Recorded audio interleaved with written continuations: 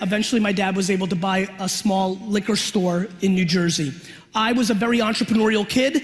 I was day trading attention from a young age.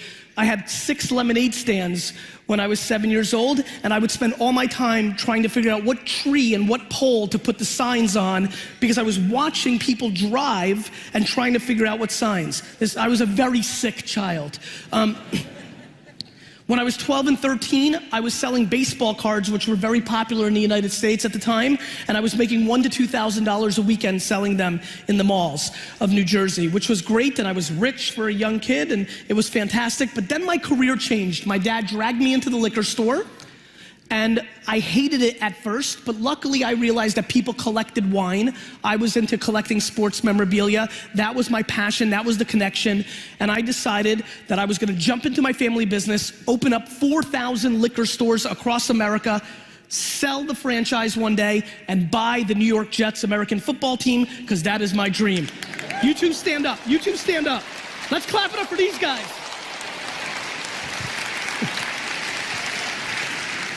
In 1994, I was in my dorm room in college. My friend came over to me, and I want to start wrapping this up and getting it to what matters to you. He brought me into a room. It was the first time I heard coo-coo-ch, which was the internet. I was very excited about it. I didn't know what it was. I said something stupid like, is this the information superhighway? I looked at it. This is, there's a lot of youngsters in here. This was 1994. I literally stood there and watched people on the internet for 5 hours. It was that crazy. It was just that insane. It was so new. And when I finally had my turn to go on there, within 20 minutes, I landed on a message board where people were trading and buying in cards, baseball cards. And I realized, my God, I can do business on this thing. And over the next year, I went headfirst and learned about eBay, learned about what was going on in Amazon, started learning the early internet culture, and in 1996, I launched WineLibrary.com, one of the first 2 e-commerce wine businesses in America. From 1998 to 2003, in a 5-year window, I grew my dad's business from a $3 to a $60 million business on very, very important terms that matter to this entire room. I had no money. It was a $3 million business that had 10% gross profit, $300,000 before expenses. There was no marketing budget. What I needed is to make every penny work like a dollar. So the strategy became day trading attention. When you day trade attention, my friends, here's what you do. You don't overspend on what everybody believes is tried and true.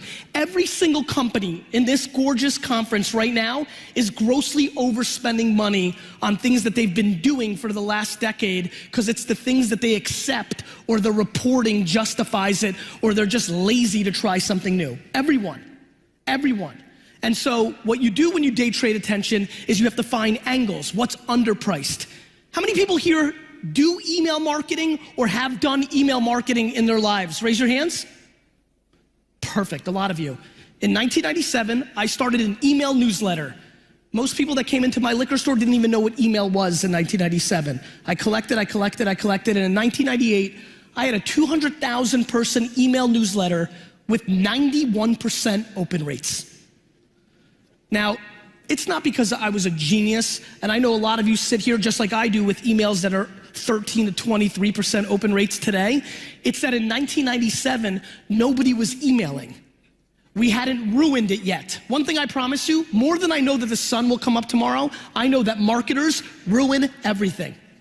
As I think about B2B players in this environment, it is stunning to me how many B2B businesses here do not understand that producing articles on medium.com, on LinkedIn, writing full content on Facebook in your feed, and then spending $100 in ads against employees of the company that you're trying to reach. Let me say that 3 more times, because the one thing I promised myself as I boarded last night in New York to get here is, I'm gonna give my talk, but I'm gonna give every single person in this audience one thing to take home, do, and then email and say thank you. So let me say it really slow.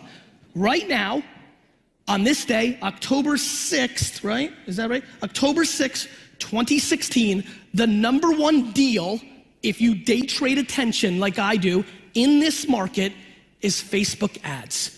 They are underpriced. They are underpriced because a lot of people in this room still debate what the ROI is, or even worse, they're emotional that Facebook organic reach has come down and now they have to pay for it. While you're emotional and sad that you don't reach as many things, the best ad product that I've seen since Google AdWords has emerged. Or even worse than both of those two scenarios, you haven't even done it yet. You've decided for your business, your customer is not on that platform, yet you've never spent $1 testing it to know if that's true or not. You've read a headline, you had a friend tell you, but you actually don't do it and you're not sure. We live in a world right now of headline readers. Everybody here has a lot of opinions about Facebook and Snapchat and Instagram and influencer and LinkedIn and Medium, but there's very few practitioners. There's very few people that have actually placed the ads. There are very few people that understand that the creative is the variable when you place an ad, and just because you did it once doesn't mean that it doesn't work. It might mean that the creative, the video and the picture that you put out just sucked.